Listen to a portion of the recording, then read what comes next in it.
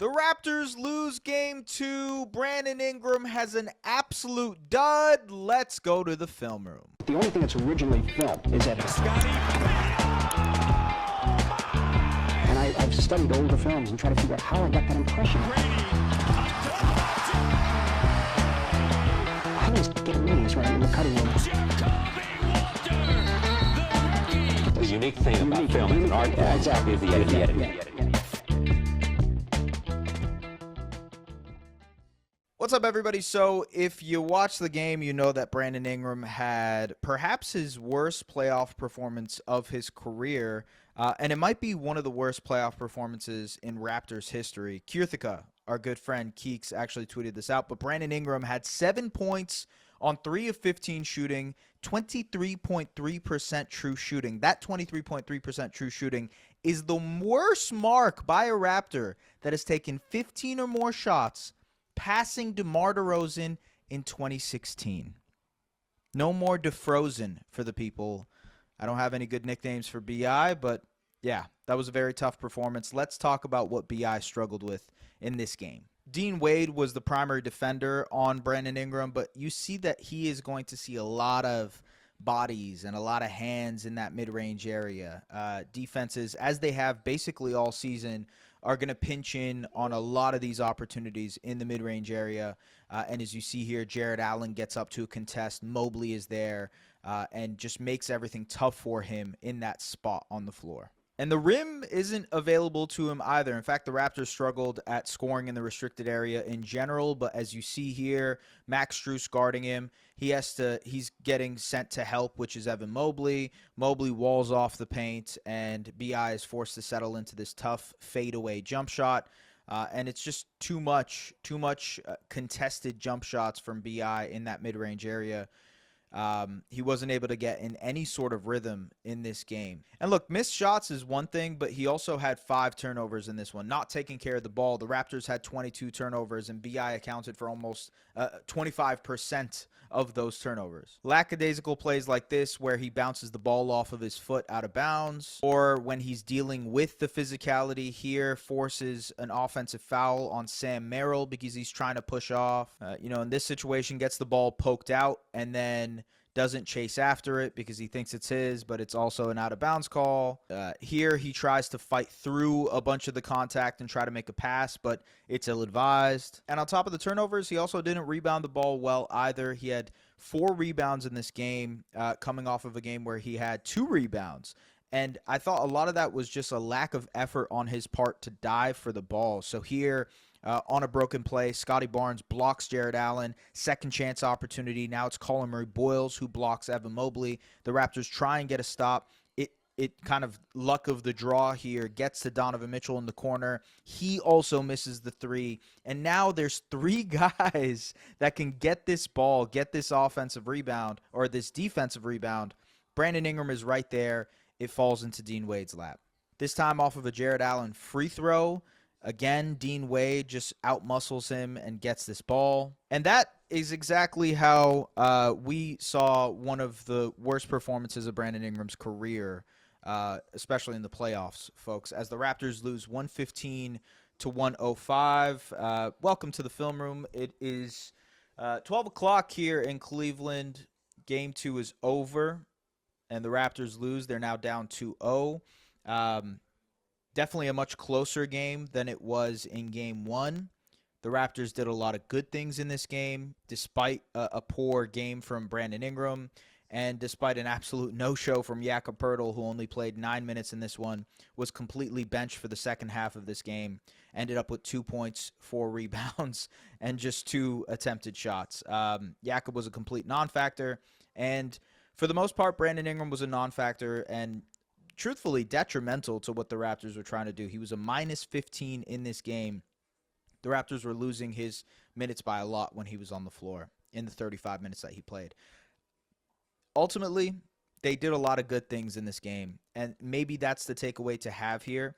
But when your best player or your quote-unquote number 1 option in Brandon Ingram, I think Scottie Barnes is their best player, but their quote-unquote number 1 option, especially after what has been what the narrative has been this weekend between the shot distribution and Brandon Ingram after game one saying, I need to be able to take more than 9 shots.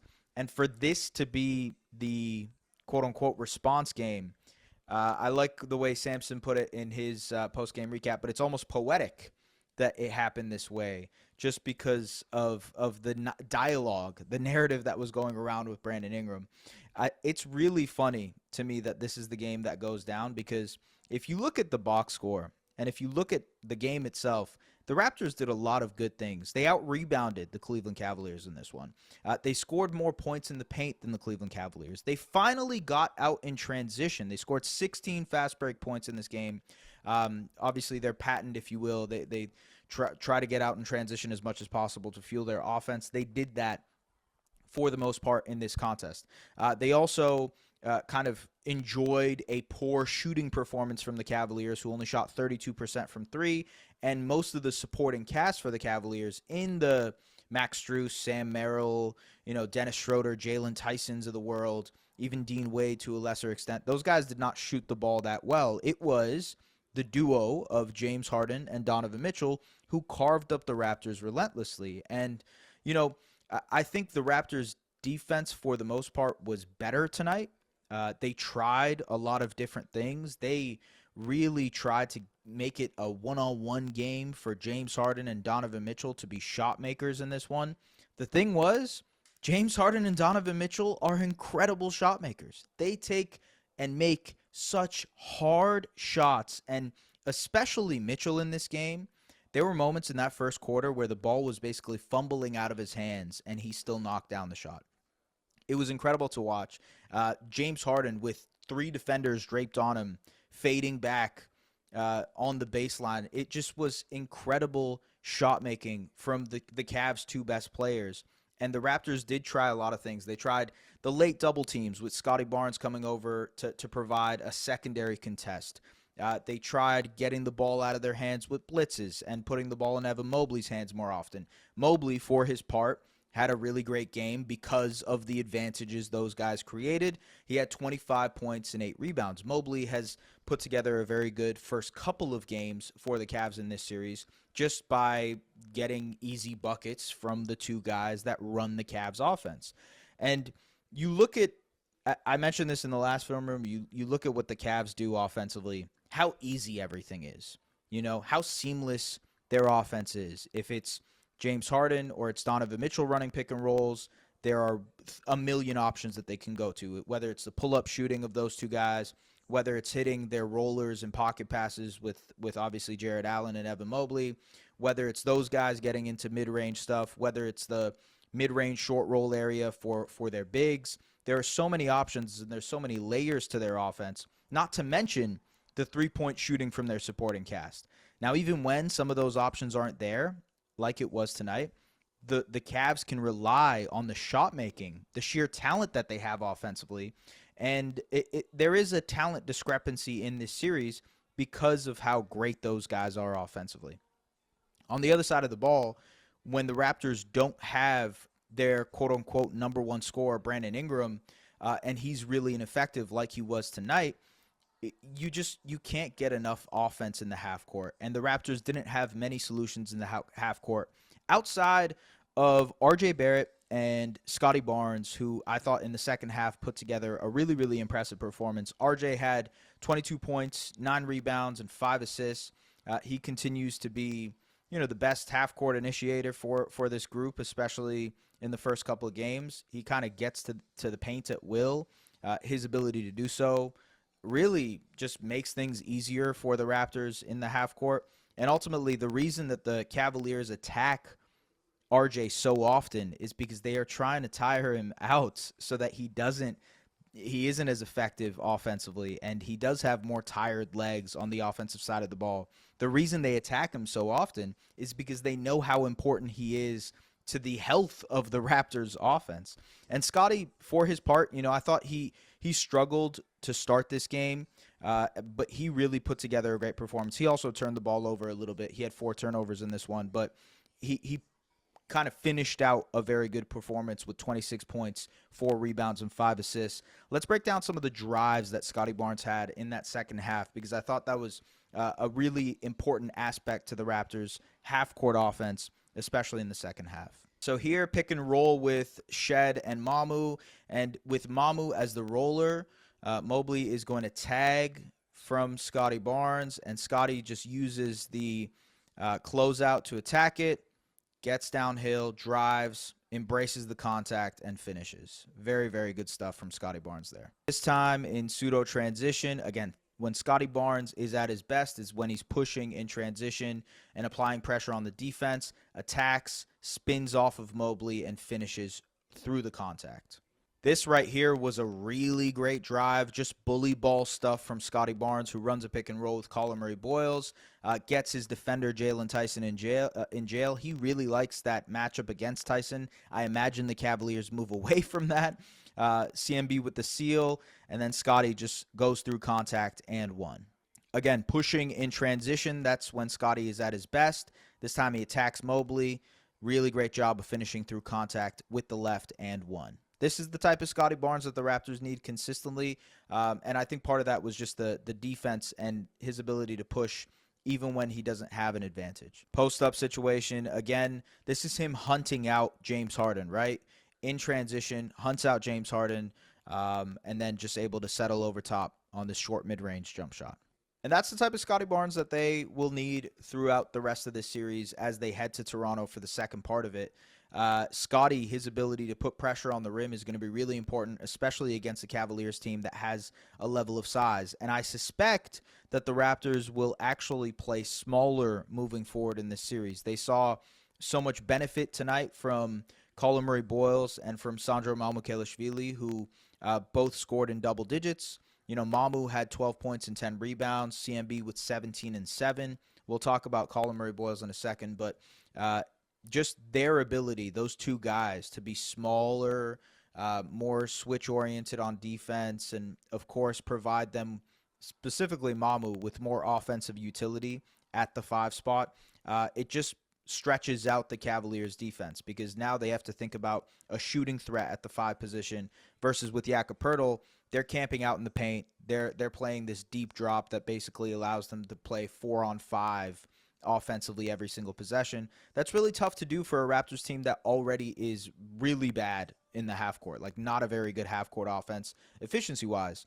And so ultimately it comes down to a couple different things. The Raptors know that Jakob Poeltl is not going to be much of a factor in the series. How much do they try and change that? Like, is Jakob still going to start in Game 3, or are they going to lean in on Colin Murray Boyles being the starter for this team? Are they going to lean in on more Mamu minutes? And what does that mean for the Raptors' rotation when it comes to their bench groups? Mamu in this game played 20 minutes. CMB ended up playing 25. How much smaller do they go by potentially playing Scottie at the 5? I think these are all things that the Raptors have to eventually explore, especially because you're not getting much from Jakob Poeltl anyways. So this is sort of the next step as they head into Game 3. And because they got such good bench contributions tonight, I mean, Jacoby Walter had 14 points in this game. He knocked down 3 threes. He was really good at getting out in transition too, had a couple of leak outs that were really good. CMB being able to contribute and Mamu contributing as well. You expect those guys to play even better at home. You know, role players, I guess that's the cliche, if you will, but role players tend to play better at home, so you can expect some sort of production from those guys. But I don't know if you can expect any sort of production from Jakob Poeltl. I think the Cavaliers know that. I think the Raptors are beginning to know that. So how do they move forward in this series if they're trying to win basketball games? I think it's committing to CMB as your starter, and what the rotation shakes out from there, it shakes out from there. We'll see what happens. Colin Murray Boyles, though, has been wildly impressive in the first 2 games of this series. I know a lot of the guys have mentioned, you know, especially after their loss in Game 1, some of them talked about the younger guys maybe shaking off of the nerves. CMB has not needed to shake off any nerves. He has not looked like he is, you know, the lights are too bright or he's shying away from the moment whatsoever. He's been very effective in his role, albeit however limited it is, especially offensively. But crashing the glass, winning his battle defensively, being this switch big for them that can really muck up things at the point of attack. All of those aspects are things that CMB did throughout the regular season, especially the second half of the year. And we're seeing him apply all of that in a postseason setting. And that is wildly impressive, especially for the role that he is. I think we can kind of talk about what CMB is in the future and what he needs to develop and what they'll work on this summer. But for what he's required to do for this team, he is knocking it out of the park. And I just think the Raptors are better when he's on the floor. He was -6 in this game, but it did not feel like it whatsoever. I mean, he really found a way to win his minutes consistently. And I believe I tweeted this about halfway through the game, but he was a +6 at some point in this game, really helping the Raptors come back in this one. That is basically all of it. I don't know if the Raptors are going to win this series. I don't think so. My prediction was Raptors in 5 or 6. I don't really think that's going to change. I think the Raptors will win a couple in this series. I do think they found some things in this game, specifically defensively, to maybe make the Cavaliers second guess a little bit in terms of their pick and roll playmaking with Allen and specifically Mobley, forcing Mitchell and forcing Harden to be more of these isolation guys. It's just that those guys were awesome tonight. And you hope that they can have an off shooting night. You hope that the crowd in Toronto is loud enough and the Raptors are able to cobble together a really impressive game, one that everything goes their way. But a lot of things went their way tonight, and they did not win. This was the game. This was the game that they needed to steal if they wanted to have any chance of winning this series. And, I kind of, on the live stream after game one, people were poking fun at me because I said, the Raptors aren't going to win the type of games like they had in game one, where they shot great from 3 and they had these great offensive performances, but they failed defensively.